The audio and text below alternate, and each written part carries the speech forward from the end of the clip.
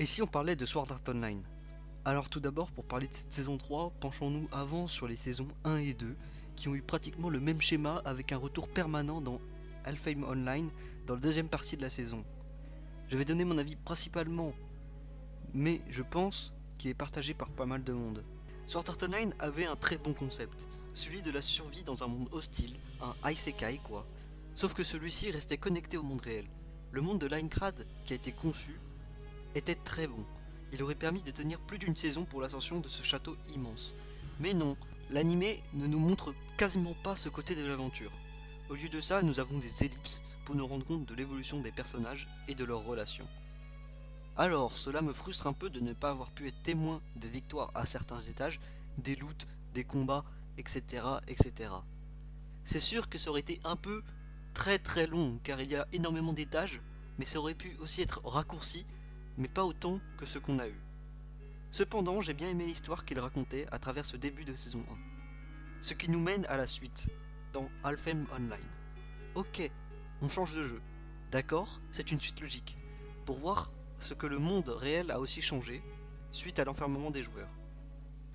Et puis ça permet de voir Kirito revenir à un niveau de base pas trop cheaté comme il l'était avant. En soi, la première fois dans LEO n'est pas une mauvaise. On va pas trop vite, cette fois on découvre chaque passage qui permet à Kirito de sauver Asuna. Le méchant est certes un peu spécial, personnellement je ne l'ai pas aimé, mais on peut dire qu'il nous permet de voir à quel point Esclis, ou plutôt Kayaba, était bien plus qu'un simple méchant. Il avait un but qu'on ne connaît pas encore dans l'anime. Bon, pour la saison 1 c'est plutôt ok, on s'amuse bien et on reste quand même attaché à certains personnages. Puis pour ceux qui veulent pallier à la frustration de l'ascension de Linekrad, il existe le roman Sword Art Online Progressive qui suit cette histoire. Parlons maintenant de la saison 2, qui suit quand même le schéma de la première. Début de la saison, nouveau jeu, mais un jeu meurtrier, comme dans la première saison. On est donc dans Gun Gale Online, où un homme nommé Death Gun est capable de tuer des gens à travers le jeu. Certes, on découvre ensuite que c'est du mytho et qu'il les tue dans la vie réelle grâce à un complice, mais cela n'enlève rien au charisme de Death Gun dans le jeu. Je le trouve vraiment bien fait, il fait peur et il représente une certaine menace, ce que je n'ai pas ressenti dans LEO. Alors certes, les meurtres ne sont pas à l'échelle de Sword Art Online, mais cela a été très compliqué de comprendre comment Death Gun tuait les gens. Je ne comprends toujours pas comment Kirito a pu le deviner, même s'il réfléchissait très bien. Enfin bon, il fallait bien le démasquer un moment ou un autre. Pour ce qui est de Gun Gale Online, j'adore le monde, mais j'en ai parlé un peu plus dans mon autre vidéo sur le spin-off, donc je vous conseille d'aller la voir. Alors on passe à la partie que je n'aime pas spécialement, le retour dans Alfheim Online.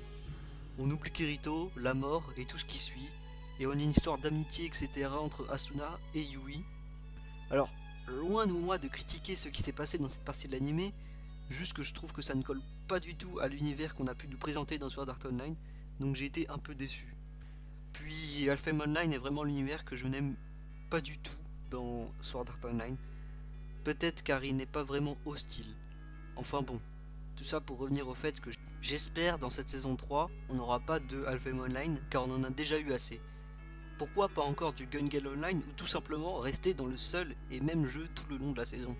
Alors donc, rentrons maintenant dans le sujet de Alicisation, comment vous le prononcez, je ne sais pas.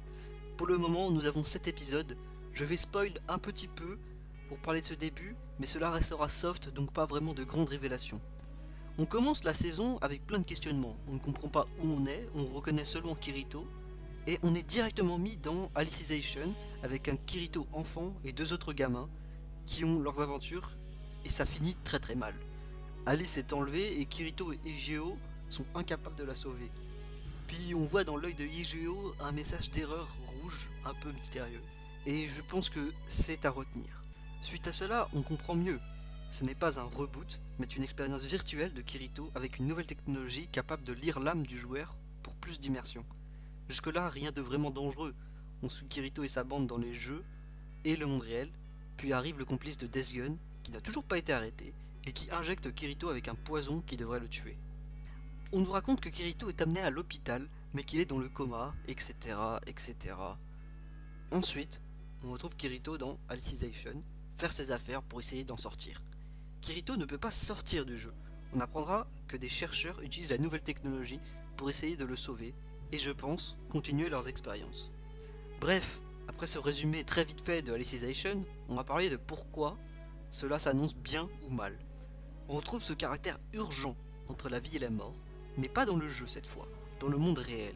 Et pour une fois, le jeu permet à Kirito de rester en vie. Mais du coup, on ne parle pas de Kirito qui essaye de survivre, quoiqu'on ne sache pas si la mort dans le jeu annonce sa mort dans la réalité.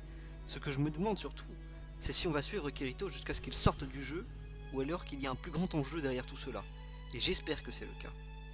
L'histoire qu'on nous raconte dans Alicization reste intéressante et nouvelle, ce qui nous permet d'observer Kirito dans un monde encore plus mystérieux que ceux qu'il connaît déjà.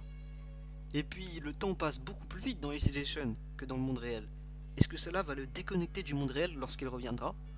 Il y a beaucoup de questions qui, je l'espère, auront leur réponse, qu'on ne nous laisse pas sans rien comme on a pu le faire dans Minecraft. Par contre, dans cette saison 2, il y a déjà eu 2 épisodes dans le monde réel, ce qui est vraiment long. 2 épisodes qui auraient pu n'en faire qu'un seul, tout cela pour apprendre que Kirito est dans le jeu qu'on a vu au premier épisode. J'espère que la suite de cette saison ne sera plus dans le monde réel, ou alors pas un épisode entier mais seulement quelques parties. Car on doit vraiment voir l'avancement de Kirito, et qu'est-ce qui se passe avec ce nouveau monde virtuel. On peut se demander si les autres personnages sont des PNJ ou des joueurs. Ce n'est pas le petit test de Kirito qui nous permet vraiment de conclure. Personnellement, je pense que Yu-Gi-Oh est un PNJ, et vous? Donc, si cette saison se cale sur les 2 premières, alors nous devrions avoir un vrai élément perturbateur qui doit mener à un combat entre la vie et la mort, quelque chose que Kirito doit élucider pour se sauver, lui et les autres, ce qui je trouve manque à cette saison pour l'instant. Du coup, on va spéculer, et si cela suit les saisons précédentes, on aura un retour de Kirito dans le monde réel en mi-saison, et une autre histoire à la suite, et ce que je n'espère pas. Et si c'est le cas, j'espère qu'elle sera mieux faite que de la deuxième partie de la saison 2. On va attendre encore un peu pour voir ce que ça va donner. Cette saison 3, elle a tout pour être une très bonne histoire, et encore une fois, j'espère qu'elle le sera. Sur ce, cette vidéo se finit, j'espère qu'elle vous a plu, et si c'est le cas, n'hésitez pas à regarder mes autres vidéos et à vous abonner. Je vous dis donc à la prochaine pour de nouvelles vidéos.